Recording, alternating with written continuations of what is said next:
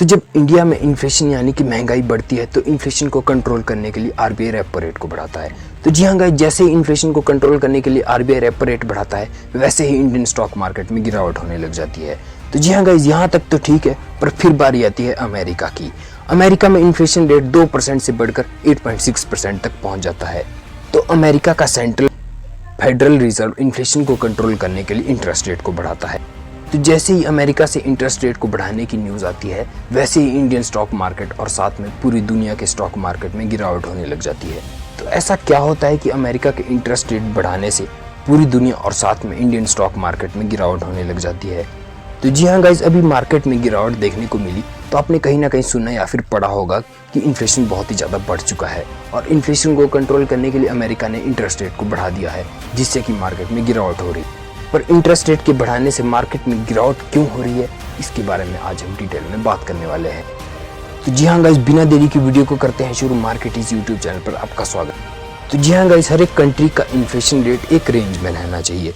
तो इंडिया का inflation rate 2% से 6% के बीच में रहना चाहिए। तो अगर इंडिया का इन्फ्लेशन रेट 2% से 6% इससे ज़्यादा या फिर कम हो जाता है तो उसको कंट्रोल करने के लिए आरबीआई रेपो रेट को बढ़ाता या फिर कम करता है।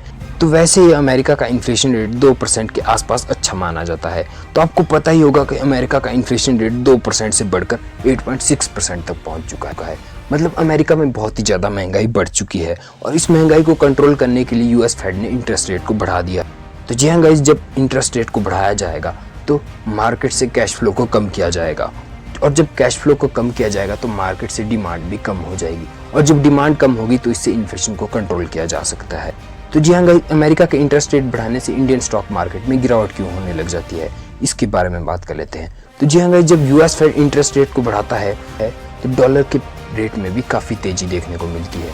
तो जी हाँ गाइस, जब डॉलर के रेट में काफ़ी तेज़ी देखने को मिलती है इससे जो इंडियन रुपीस है उसमें गिरावट देखने को नजर आती है और जब इंडियन रुपीस में गिरावट देखने को नजर आती है तो इससे इंडियन इकोनॉमी और साथ में इंडियन कंपनी के ऊपर नेगेटिव इम्पैक्ट देखने को मिलता है। क्योंकि अगर इंडियन कंपनी को कोई प्रोडक्ट इम्पोर्ट करना हो तो उसको ज़्यादा पेमेंट करनी पड़ेगी, क्योंकि रुपीज़ के मुकाबले डॉलर में तेज़ी देखने को मिलती है। क्योंकि जब रुपीज़ के मुकाबले डॉलर में तेज़ी देखने को मिलती है तो प्रोडक्ट को खरीदने के लिए उसे ज़्यादा पे करना पड़ेगा, जिससे कि कंपनी की प्रॉफिटेबिलिटी में भी कमी आती है, जिससे कि एफआईआई यानी कि फॉरेन इन्वेस्टर होते हैं वो स्टॉक मार्केट से सेलिंग करना शुरू कर देते हैं, जिससे कि मार्केट में गिरावट देखने को नजर आती है। तो जो मैं आगे आपको बताने वाला हूँ वो बहुत ही ज़्यादा इंपॉर्टेंट चीज़ है और शायद ही आपने कभी सुनी हो। तो फाइनेंशियल लाइन में एक कहावत है कि अमेरिका अगर खांस भी ले तो पूरी दुनिया को जुकाम हो जाता है और ये बिल्कुल सच भी है, क्योंकि अमेरिका ने जब इंटरेस्ट रेट को बढ़ाया तो पूरी दुनिया के सभी देशों ने इंटरेस्ट रेट को बढ़ाना शुरू कर दिया।